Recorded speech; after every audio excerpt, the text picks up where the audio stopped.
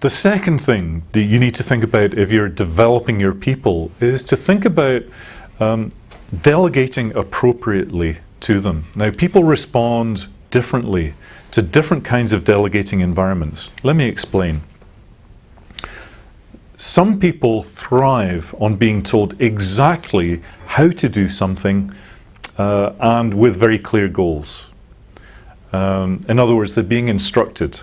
I call this painting by numbers. Their job is to do it accurately and quickly and to do it exactly how they've been told, to get the end result that is the same every time. Now, that's great for some people who like to, they almost go into a Zen-like state and just go on with doing that. They don't really have to think, but they love the repetition, just being able to relax.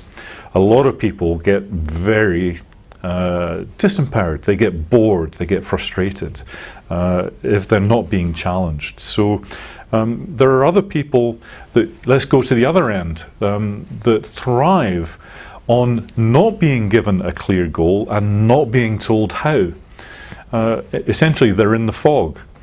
Now, very few people are like this, but there are people, believe me, who love just being thrown into a situation without any guidance, and they have to use all of their nous, their skills and their confidence to work out what they're going to do. They're the true entrepreneurs in our world who can create something in that kind of situation, and they love it. Most people would, though, be disempowered by being in that situation, and you try to give them that kind of challenge, they will disengage because it's too much for them. Then there are people that thrive on being told how to do something, but without the end goal. Now, this is really useful in situations where you need instant responses, where there isn't time to be talking about the big picture, the long-term goals. We've got a crisis, we've got a situation, we've got a customer with a problem. Bang, we need the problem solved and we need it done fast. In those kind of situations, you're asking somebody to run blind. You put a blindfold on them and you say, run as fast as you can.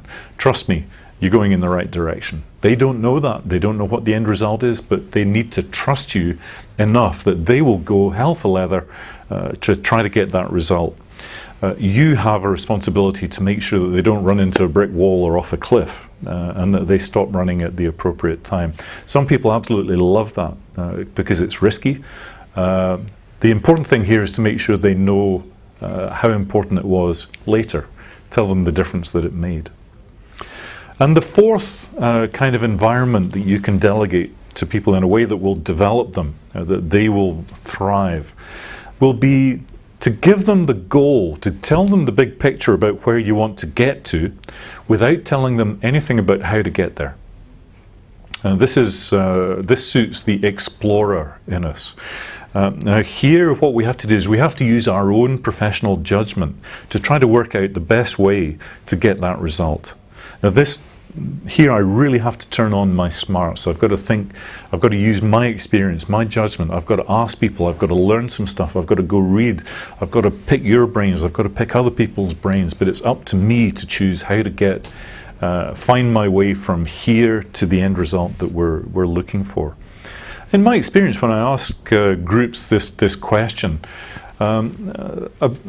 a small majority usually go for this one, being on a quest, the explorer. Now, as a leader, your responsibility here is to recognize that sometimes explorers get lost.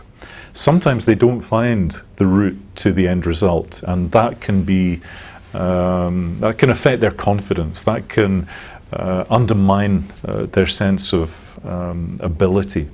So along the way, we need something else with all of these people. We need to be able to back them up by empowering them with the resources to get to where they're going, and we also need to be able to coach them.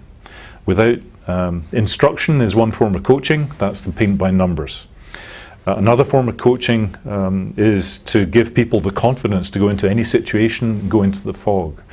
But here, I guess with the majority of people that like to explore, There's a different approach, and we're going to come on and I'm going to share some ideas with you about how to do that, how to empower this kind of person, and how to coach any of your people so that they are developing, so that they can thrive in whatever situation you need them to.